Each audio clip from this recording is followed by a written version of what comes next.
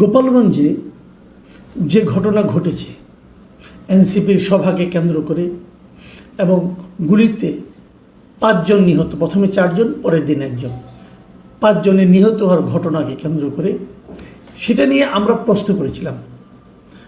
প্রশ্ন করেছিলাম যে এত কিছু হলো এনসিপির জন্য, এনসিপিরা মিটিং করার, তাদের মিটিংয়ের ওখানে ভাঙচুর হলো, এটা নিয়ে সরকার যতটা উদ্বিগ্ন, যতটা প্রশাসন তটস্থ, তার আমরা শতভাগের 1 ভাগও দেখলাম না সেই নিহত 5 জনকে নিয়ে। 5 জন লোক যে মারা গেলেন তারা কি বাংলাদেশের নাগরিক নয়? এই প্রশ্নটা আমরা করেছিলাম। তারা কাদের গুলিতে মারা গেলেন? তারা কি এমন কোনো অপরাধ করেছেন যে অপরাধের জন্য বিনা বিচারে গুলি করে মেরে ফেলা যায়? এই প্রশ্নগুলি করেছিলাম আমরা প্রশ্ন করেছিলাম যে তাদের লাশ, মরদেহ কেন ময়না তদন্ত করা হলো না, কেন সুরতহাল রিপোর্ট করা হলো না? এ সমস্ত প্রশ্নের জবাব আমরা তাৎক্ষণিকভাবে পাইনি। পরবর্তী সময়ে স্বরাষ্ট্র উপদেষ্টা অবশ্য বলেছেন যে প্রয়োজন হলে লাশ তোলা হবে ময়না তদন্ত করার জন্য। কিন্তু এই 4 জন যে যাদের লাশ আপনার শেষকৃত্য করা হয়েছে তাদের মধ্যে একজন ছিলেন হিন্দু। ওই হিন্দু ভদ্রলোকের লাশ তো দাহ হয়ে গেছে। এখন শ্মশান ঘাটে ওনার লাশ কী করবেন আপনি? ওই ছাই কি দিয়ে আবার নতুন করে ওনাকে বানানো যাবে, ময়নাতদন্ত করা যাবে? কাণ্ডজ্ঞানহীন লোকের হাতে যখন ক্ষমতা পড়ে যায় না, তখন এসব ঘটনা ঘটে।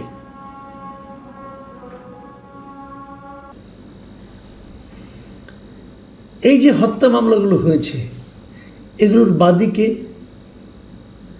যারা মারা গেছেন তাদের আত্মীয় স্বজন, বাবা মা না, সবগুলির বাদী হলো গোপালগঞ্জ কোতোয়ালি থানার, সদর থানার 4 জন উপপরিদর্শক, এসআই, সাব ইন্সপেক্টর, 4 জন উপপরিদর্শক, ওনারা মামলা করেছেন।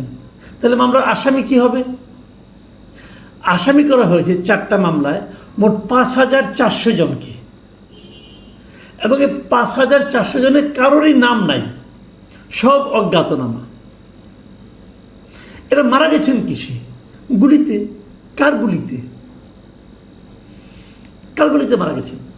পুলিশের গুলিতে, আর্মির গুলিতে, নাকি সাধারণ মানুষের গুলিতে, নাকি আওয়ামী সন্ত্রাসীদের গুলিতে? ময়না তদন্ত করলে কিন্তু গুলির ধরন দেখে একটা ধারণা পাওয়া যাবে। যারা মারা গেছেন তারা কি বলেন? এদের মধ্যে একজনকে কিন্তু ওনারা বলছেন যে তাদেরকে আইন শৃঙ্খলা বাহিনী ধরে নিয়ে গিয়েছিল, তারপর তাকে লাশ পাওয়া গেছে। তাহলে এখানে 5400 জনকে যখন আসামি করা হয় তখন তো বোঝাই যায় যে আইন শৃঙ্খলা বাহিনীর কাউকে এর জন্য দায়ী করা হবে না, কিন্তু আলটিমেটলি তারা কেউ গুলি করেনি, আবার তারাই বাদী। তাহলে এই 5400 জনকে সাধারণ মানুষ, যারা গোপালগঞ্জে যারা আছে, যারা বিভিন্ন রাজনৈতিক দলের সঙ্গে জড়িত, অথবা আওয়ামী রাজনীতির সঙ্গে জড়িত, অথবা ছাত্রলীগের সঙ্গে জড়িত, তারা জড়িত থাকলেই হবে। মোটামুটি আশা করা যায় তাদের কেউ জান এখন হারাম হয়ে যাবে। তাহলে হলোটা কি হলো? তো এটা কিন্তু হচ্ছে। আমি আরো 2টো ঘটনা বলবো আপনাদেরকে। যে মামলাগুলি হয়েছে সেটা নিয়ে আর আলোচনা এখন আর বলে কি হবে। এখন যতটুকু শোনা গেছে যে ওই লাশগুলো নাকি ময়নাতদন্ত করা হবে, যে 3টা আছে, আর যেটা নাই সেটা তো গেল নাই, ওটা তো আগুন দিয়ে পুড়ে দেওয়া হয়েছে।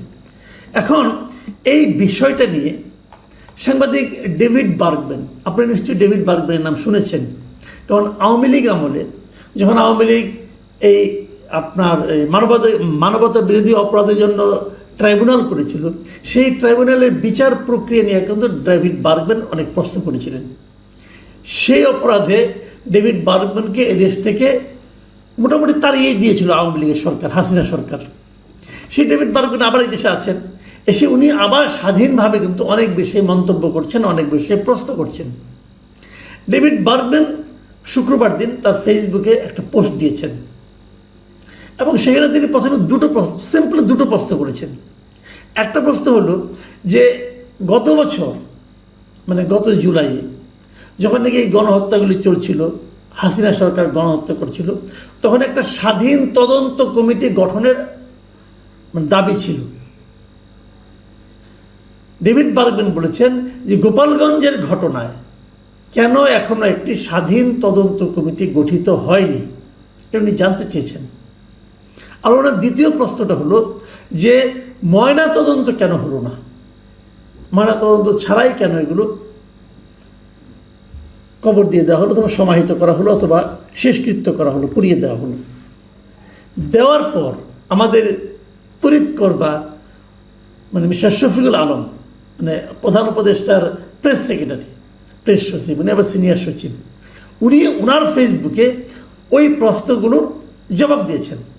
এবং সেই জবাবটা কি উনি 1 নম্বর প্রশ্নের জবাব দিয়েছেন যে সরকার তো একটা তদন্ত কমিটি গঠন করেছে। আর দ্বিতীয় প্রশ্নটা উত্তরটা দিয়েছেন যে পরিবারের লোকেরা জোর করে লাশগুলি নিয়ে গেছে, অতএব এই জন্য ময়নাতদন্ত হয়নি। এরপর ডেভিড বার্গম্যান আবার মানে ওই শফিকুল আলমের প্রেক্ষিতে উনি প্রশ্ন করেছেন যে উনি ওনার জবাবটা পান নাই।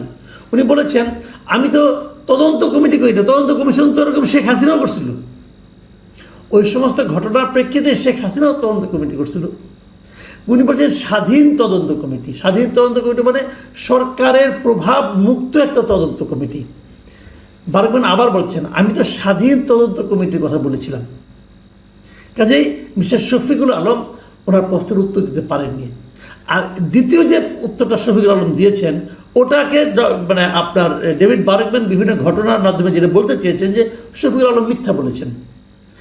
উনি মিথ্যা কথার উচ্চারণ করেন নাই, আমি বলছি, এই বলছি কেন, ডেভিড বার্গম্যান তখন একাধিক পত্রিকা, বিশেষ করে প্রথম আলো পত্রিকার উদ্ধৃতি দিয়ে বলেছেন যে প্রথম আলো নিহতদের আত্মীয় স্বজনের সঙ্গে কথা বলেছেন যারা নাকি হাসপাতাল থেকে লাশটা নিয়ে গেছেন, এবং সেই আত্মীয় স্বজনরা বলেছেন যে তারা লাশ যখন নিয়ে গেছেন তখন অনেকে বলেছেন আপনারা কি ময়নাতদন্ত করবেন কিনা।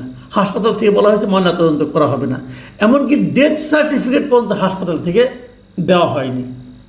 তাহলে এখানে ময়নাতদন্ত না করে তারা ছিনিয়ে নিয়ে গেছে, মিস্টার শফিকুল আলমের এই কথার ভিত্তি কি?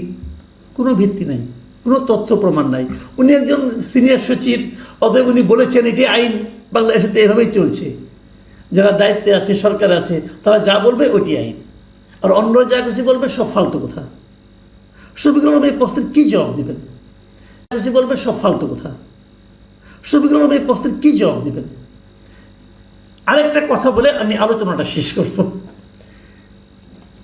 এই যে ঘটনা ঘটে গেল, আজকে 3 দিন হলো, ঘটনা ঘটার পর কি হয়েছে?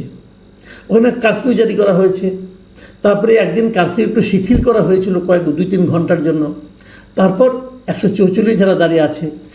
এই যে বাস্তবতা, অনেকেই বলছেন যে গোপালগঞ্জকে একটা বিচ্ছিন্ন জনপদ, এখানে জন্ম নেওয়া কি কোনো অপরাধ? একসময় কিন্তু ছিল, হাসিনা আমলের এখানে জন্ম নেওয়া ছিল আশীর্বাদ, এখন সেটাকে অপরাধ হয়ে গেল।